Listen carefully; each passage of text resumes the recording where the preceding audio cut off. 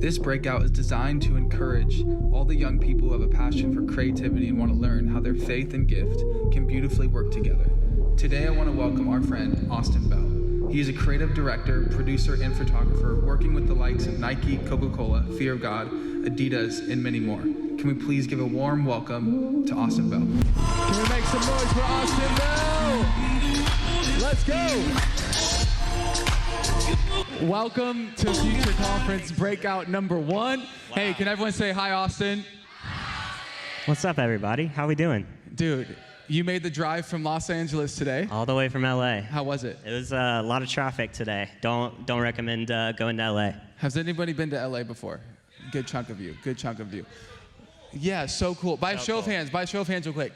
Who in the room would say, I'm either fully in it or I'm interested in some realm of creativity, whether that's graphic design, video work? Wow, we got a lot. That's a ton. That's cool. Let's specify it. Anyone, let's go photo video. Awesome. Let's go graphic design. So cool. Okay, Today is going to be incredible for you. Real quick, I'm gonna let you kind of brag on yourself for a second. I'll say this. Austin is the most humble dude I think I've ever met, because before I met you, I only knew about you, and I had just heard this long list of these cool projects you had worked on, things, I'll let you talk about in a second. And before I met you, I was expecting this guy to walk in and just be like, I'm too cool for everything, like, I'm the big dog in the room, because genuinely what he does for a living is cooler than anything I've ever done, even in the world. So having him today is a massive honor. But also, I want you to kind of share real quick, what are you working on currently? What are some of the cool things that you've done? Kind of give us your resume to kind of give us the background so we could dive into this conversation. Yeah, I kind of stumbled into a lot of it, but some of the things I'm working on right now is a little band called the Chainsmokers. Working with them, they just released an album yesterday. So we worked on like a lot of the videos and some of the projects going into that. Working with Nike a lot on some of their stuff that's going down right now. And then actually working on another conference with a church. So kind of spreading out the love a little bit there. And yeah, just had sort of an interesting journey through the years of accidentally getting thrown into these arenas and being able to do just like really cool things in them. Yeah. This is what I'm talking about. The Chainsmokers, this little band. This is this startup out of Portland called Nike. Yeah, I don't know if you've heard about it. Yeah, this little thing. This is what I love about him, and this is why I wanted him here today, because I really do think if Jesus was a creative, that's probably how he'd answer those questions, which is what I think is so cool about it. You're so personable, you're so easy to conversate with, and you're marrying one of my wife's best friends in just a couple weeks here, which is so exciting. So let's jump into this. Let's go all the way back. I want to hear like little Austin Bell. When was like the first moment you were like, oh, I think I'm into creativity. I think I'm into creating things. I think I'm into making things look cool. Like, do you remember the first moment that kind of sparked in you? Yeah, actually, the church plays a huge part in sort of my journey into like the creative field and everything I did. My mom helped start a church in Atlanta called Passion. And so Passion back in the day, used to do these world tours, and they'd kind of go around the world and have kind of concerts and everything like that around the world. And so when I was a little kid, like 9 or 10, my mom was obviously kind of running the show and didn't have time to entertain like a 9-year-old. And so there's a guy named Jeremy Cowart, which if you guys don't know who that is, you should look him up, because he's one of the best photographers in the world now. But at the time, he was just a young guy, and my mom would dump me off with him to kind of be like, hey, go entertain my son. I don't have time to like deal with him. I'm trying to like plan these massive events. And so I would just run around the city with a guy named Jeremy Cowart as he was taking photos around the city and of the artists that were performing and doing all of that. And so from a young age, I just remember looking at everything Jeremy was doing and looking at everything Passion was doing on this global scale, and just being really interested and fascinated by it without even really realizing what I was jumping into. I think I just, as a kid, you're just around and entertained by everything. But at the time, I just remember looking at him and I would watch him take the photo, And then later I'd see the photo and I was blown away by how he looked at something and saw it completely different than I looked at it and saw it as a 9, 10, 11-year-old. And so that was the first time I remember being truly like, whoa, this guy is crazy. He sees the world differently. How can I see the world the way he sees the world? And so that was the first time I remember doing it. And then, life happens. Kind of went into school, got back in the routine, actually went to Auburn University, War Eagle, to become a lawyer. That's what I wanted to go into school doing. I can't imagine you in a suit and tie. Me either. One bit. I would have been the worst lawyer ever. So it's a good thing that happened. But yeah, so I kind of went into Auburn with that mindset, and then I picked up a camera somewhere in between my freshman year of Auburn, which was only like 6 years ago. And then kind of like had all of that just come back to me of that like early ambition and that love, and just was able to pick it up and was able to kind of roll through and pick up a career starting as a photographer from there. That's so cool. I picked up something cool. So really what happened is you had someone older than you who didn't need to but took an interest in someone young and really just kind of brought you along. I think sometimes we complicate what it looks like in that mentor-mentee relationship. And we think it has to be some super rigid structure that has systems, and it seems like you had this organic, you were just in the proximity of someone who was creative, and because of that, it changed the course of your life. Absolutely. I think that's a really, really cool thing. Yeah. What was maybe the first thing that, like the first time you got paid to like do something creative? Do you remember that? Yeah, I think it was during that time in college. I think I remember shooting a passion conference, which at the time was like a major deal for me. And obviously it was a lob, like they were just like, here you go, like you've been around for forever, so we're gonna give this to you. But I just remember that was the first time that honestly gave me that confidence and that experience of being able to go shoot and photograph this conference that was a huge deal to me and that I'd grown up around. And honestly, from there, just was able to kind of like get that confidence and get that experience. And same thing, the people that were around, same thing, were older and they had been around for a minute. And I was just a sponge. I just wanted to be around them. I wanted to learn as much as I possibly could. And I just really wanted to just learn anything I could. And so from then, that was kind of the first thing I did. And then from there, I got a call to do something else, to do something else, to do something else. And then I just said yes to everything, and then Googled how to do with the thing I said yes to, and then figured it out from there. I think do you have like a degree in graphic design or anything like that? No, I have half of a degree in political science. Wow. So what you're saying, super useful, is don't go to college. No, that's what you're saying. No, that's not what I said. You need to write the note down, and when your mom asks you what you learned today, say, "Oh, Mr. Austin Bell told me not to go to college." Please don't. And I do not want to get a bunch of calls. And his phone number is going to be on the screen. Yeah, so you I can don't want just that. Direct them all to Ben. That's really cool. So let's talk. Maybe we got like middle school or high school in here. What would be take yourself back to maybe that time of your life for a moment.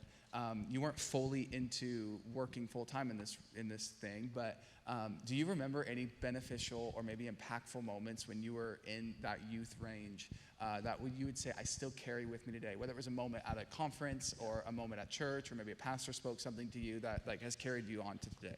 Yeah, I think something that, especially being kind of a creative and even being a speaker, anything what you do, there's this untangible thing that makes what we do happen. Like I can't wake up and just produce. Like ideas have to come to me. And so I think there's this kind of reliance on God always for that, because it's not something that I can just like manifest out of myself. Like if one day I wake up and don't have ideas to do something, I'm not gonna work anymore. And so I feel like there's this reliance that I've always kind of, at least for me, had on God and on Jesus of like, I literally cannot do this without you, because nothing of this comes from me. And so I feel like there's always just been that thing in the back of my head and something that's just like always there of like this dependency that I feel like has been something that's really kind of shaped the arc that I've been able to kind of take on and been able to do over the last years. And it's been something that's just like stuck with me for a really long time. That's really cool. That was an awesome answer. We can applause for that. We can give him that. Yeah. You mentioned kind of what we do. This is where I really want to turn the conversation. I would encourage you to lean in for this. So in my world, I get, amens, or we have a lot of people around us who would say they believe in Jesus, and it's easy to talk about, the sermon I'm writing, and people around it get it, right? We can talk about the Bible, we can talk about Scripture. What you're doing for a living is surrounded in a world where it is notoriously known as a place where Christians are usually not present. And I don't think it's an accident. I think God has worked your story to kind of drop you in the position. The influence he's given you, the opportunities he's given you, have put you in a scene where you told me earlier, where there's probably not a lot of Christian people or people who would say, I follow Jesus, in the creative world, especially in Los Angeles where you're at. How have you been able to keep a firm foundation or develop a relationship with Jesus in the midst of being around people who don't, and maintaining conviction, maintaining, lifestyle things? Like, how have you been able to do that when everyone around you is probably doing wild things? Yeah, I mean, it is a crazy world, and it's especially in the creative industry, because it's not like you don't need a degree, there's not these X amount of steps that you have to take to get to this position. It really is just the best people doing the best work get the work. And so it really is like across the board almost like a cutthroat environment, and an environment where everyone wants to keep their secret because that's what kind of pays the bills. And so it really is this very cutthroat and one-upping each other environment. And so something that, for me, that's been super refreshing and honestly helpful is when I walk into a room, just being kind and being loving is such a shock factor to people. And there's even I could pull out countless stories of another person that I work with a decent amount being like Travis Scott, and that whole camp is very they kind of safeguard everything. They're very about it, and the people in their camp would even make comments of we love working with you because you're so nice, you're so calm, you're so chill, and we don't get that because no one else is.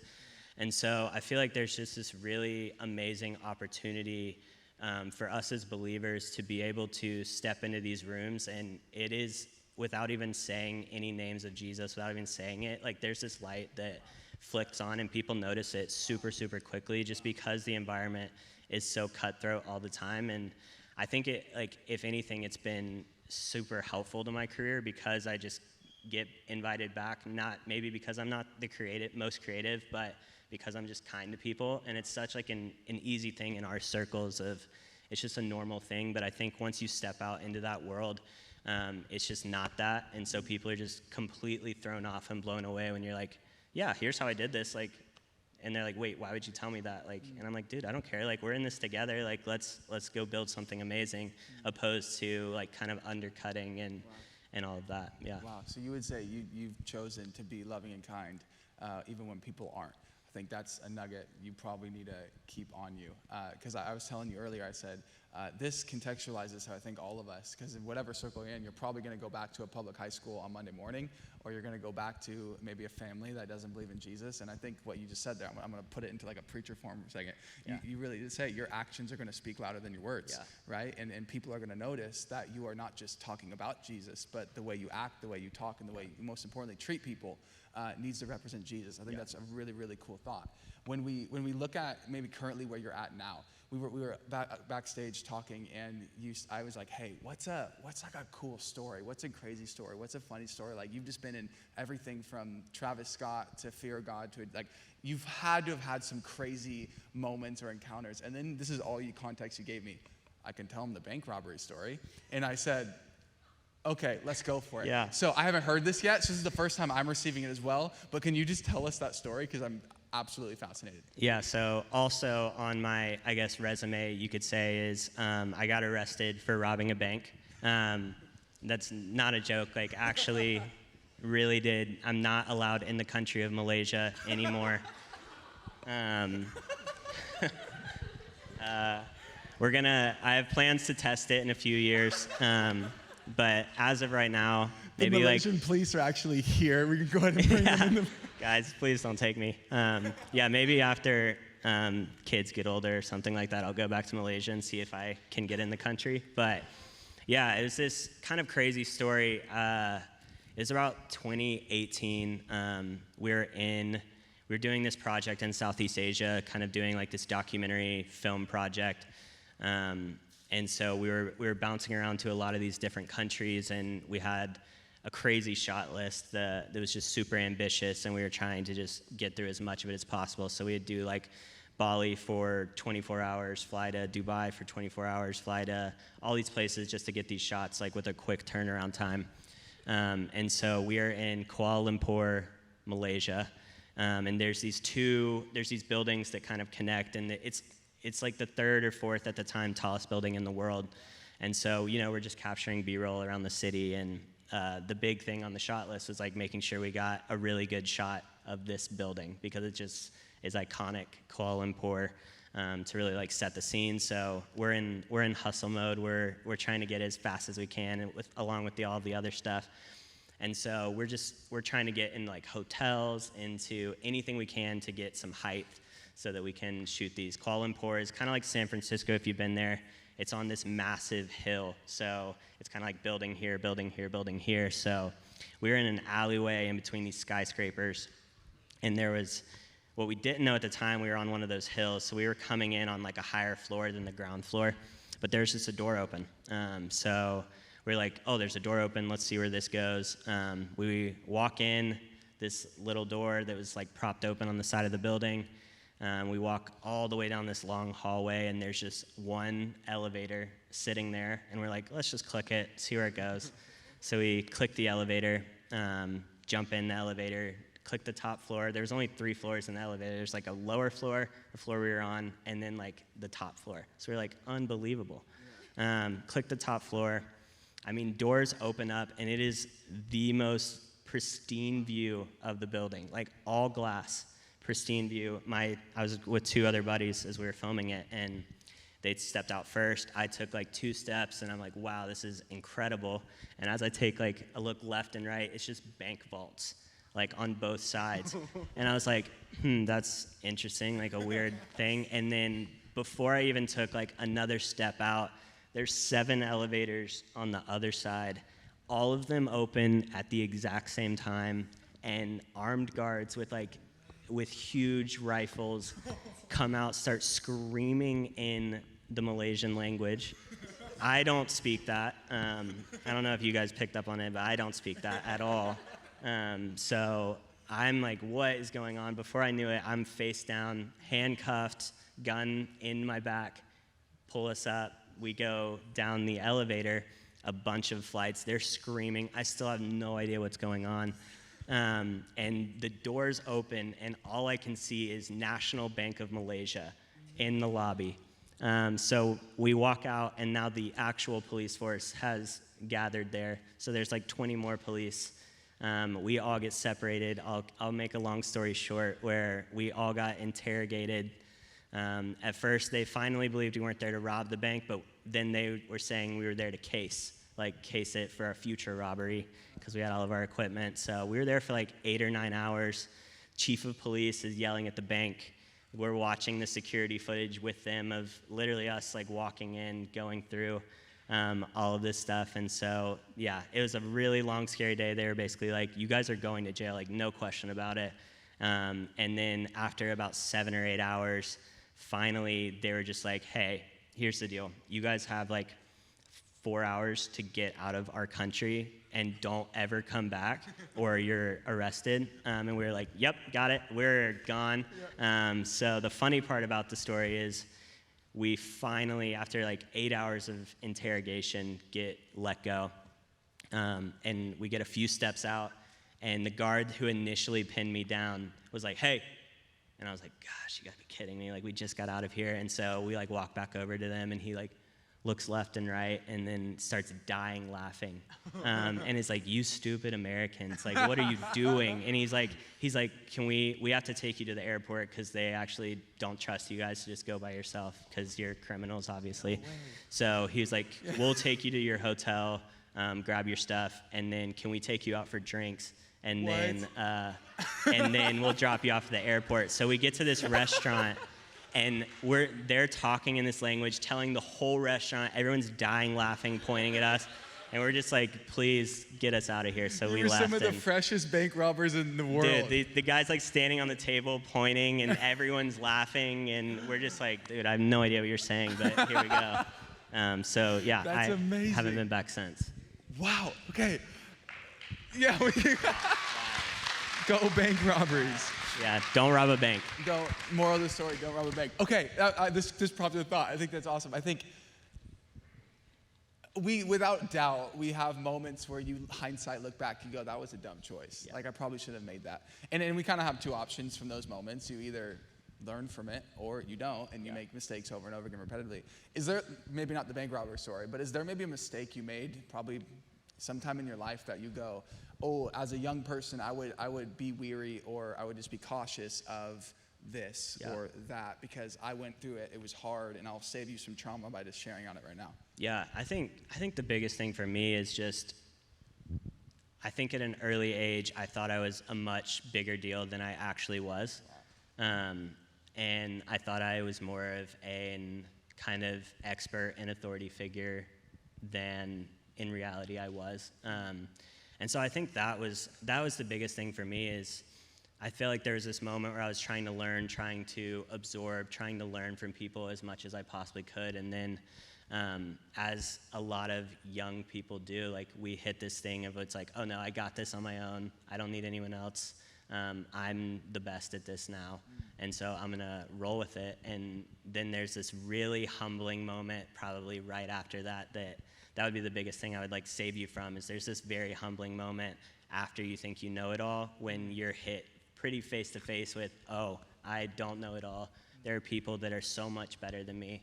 There are people that actually know what they're doing. And so I think like there was this phase probably between like, I'm 25 right now, so I think between 21 and 23 where I kind of hit that stride of I had a few like Nike commercials in my back pocket and all this stuff, and I was like, I'm 21 and directing Nike commercials, like I don't need anybody else, I'm gonna do this on my own. And I got a little bit too hot-headed, a little bit too much of an ego, and then you get hit in the face with this thing of like, actually, these people know way more than I do. So that's like the biggest thing is like, how can we remain students and how can we remain in this posture of like listening and always, even if you think you know everything, like there's always something you can learn. There's always this new, better, more talented approach that can happen, and teamwork is a lot of what makes things actually like propel into the future. And so I think that was the biggest thing for me. And if I could pass anything along to you, it's always to be a student and always to listen to people who are around you, because there's always something that you can pick up on no matter how big of a deal you think you are. That's really good. When you look at, who here would say, I would love to make a full-time job out of creativity, out of what I do? Yeah. What would you maybe say to those people just for a moment? Because you've been able to make a life out of this. Yeah. The hard thing with this world, and I was telling someone this the other day, is unlike maybe being like an insurance broker where it's like how many hours you put in is really the fruit you're going to get back. And creativity, it's like, my younger brother's in a band. It's like you can spend 80 hours in a studio and still lose money. Yep. Because that's just kind of the way of the game. You just never know. Yeah. And I'm sure you've probably struggled with those types of tensions before. But for those who are like, I want to make a living out of this. I want this to be my life. I feel called to this, or I feel like this is where, it's been my passion forever. What would you say to those people? Yeah. Like, how do you continue to go on when you feel like no one's looking at your stuff? Like, how do you continue to persevere when you're like, I see other people getting, hundreds and thousands of views, or they're getting these jobs and opportunity, and I feel like I'm working my butt off, but nothing's coming from it. Yeah. Like, have you had moments like that? How would you encourage that, speak to that? For sure, and it's always something that's there. Like, we live in, obviously you guys all know this better than anybody, but we live in such a comparison era and such a time where you see everything everybody's doing, and you see the best of the best and people that are getting all this crazy exposure in the world. And it's super hard. Even like I struggle with this all the time of like that comparison game and looking around and seeing what other people are doing and getting discouraged and all of that stuff. But I mean, I think the biggest thing is just that commitment to it, and the commitment to like keep going and keep doing. I think it was John Mayer said, actually, like something that's always stuck with me is once people figure you out, they don't have to listen anymore because they know what you're going to say before you say it. Wow. And so that's something that's always like really stuck out to me is like there's obviously, and we all know the ways like that you can cheat the system and just do something for like the immediate gratification. Yeah. But I don't think it's sustainable, and I don't think it's something that is going to carry on for the longevity of your life. And so if you're doing something in the creative industry, even if right now people aren't really vibing with it, aren't loving that, what you're doing, or you're not getting the recognition you think you deserve, like that consistency and that art form over a long period of time is what creates that. And I would just say if you're getting into it, like if you are a high school student that is wanting to jump into this field, like he was saying, there's not, just like an insurance broker, there's not a roadmap like to get to a creative director. There's not like this, you have to do this step, then you have to do this step, then you have to do this step, and then you're a creative director. It's like there's all these different ways you can come in. You can come in as a designer, as a photographer, as a videographer, as a producer. Like there's all these ways you can come in and get to whatever you want to be at. And so I would just say find some people that you really want to be like in the future, and then just study their work, study who they are, what they do, their discipline. If there's any opportunity to get in proximity to those people, I think that was the biggest thing, because you can obviously look up YouTube videos on the practical things of like, how do I shoot this double exposure? Like go on YouTube and figure that out, and you can master that, practice it, learn it. But when it comes down to the bigger things in like the creative industry, I think the biggest thing for me was just getting around people that I looked up to, and I learned things that I never would have expected. Like I think there's one mentor that I really looked up to, and I think the biggest thing I thought I was going to learn from her was how to get her look and everything she was doing, but instead it was like, no, I learned how she prepares before she even sets up any lighting or anything. And then once I learned like all of those like little intricacies, I learned how much she studies, how much she pulls things out of like the depths, and like is looking at other people, and that is what makes her final image, not just like this technical skill. And so I would encourage you, like even if it's on a small scale, like get next to people that are doing something that you love or that is similar in the same world as you, and just try to be around them. Try to be a sponge, and you're gonna pick up so much more information than you think you'll ever would. That's really cool. Yeah. When I see your work, and we're gonna wrap it over here in just a couple moments. When I see your work, I look at through your portfolio, and every single one has this, I'll call it like the Austin Bell stamp on it. Like no matter if it's shoes or if it's people or whatever it is, like you can tell you shot it. You have a style, you have an aesthetic. How did you develop your look? And then also you're working with brands that probably bring in their own aesthetic to it. But how have you developed like, this is who I am and how I portray it into art? These are the things I look for. This is how I set myself apart. Because I feel like a lot of people just kind of throw the same type of work out and it all looks the same. And I feel like your stuff has stood out. How have you stood out in such a saturated market, and how have you made your work known? Yeah, and I think this is one that it's interesting and organic, and it's always changing. Like from where I would say my look kind of started to where it is now is drastically different. And I think that's all part of the process for everybody, is evolving over time and being able to kind of like ebb and weave through it. But I remember at the very beginning, that first Passion conference I shot, just bringing it back full circle, they didn't use a single image that I shot for like promo or anything. And I remember just being like a little discouraged, because I was like, man, I thought these were sick, but no one else did. They didn't use a single one. They used all like the other people's imagery and stuff, but I was just like, same person that kind of mentored me was like, no, your stuff is like really cool. It's just like, we're in another era right now, like just keep doing it and it'll happen for you. And so I remember I was just like, I really love this, so I don't really care what anyone else is. I don't care if you use these images or not. I love this, and this is what I think is like really cool and tasteful and beautiful. And so I just stuck with it. And what I was saying earlier about art is meant to kind of be this like challenging thing that isn't necessarily appreciated. It's going to be hated by a lot of people, but that's what makes it art. If everyone loved it, then it would just be corporate and accepted, and it wouldn't be like very challenging art form. And so I just kind of stuck with it because I loved it. And so that was something that I learned super early on, is like, do something, create something because you love it, not to create something for somebody else.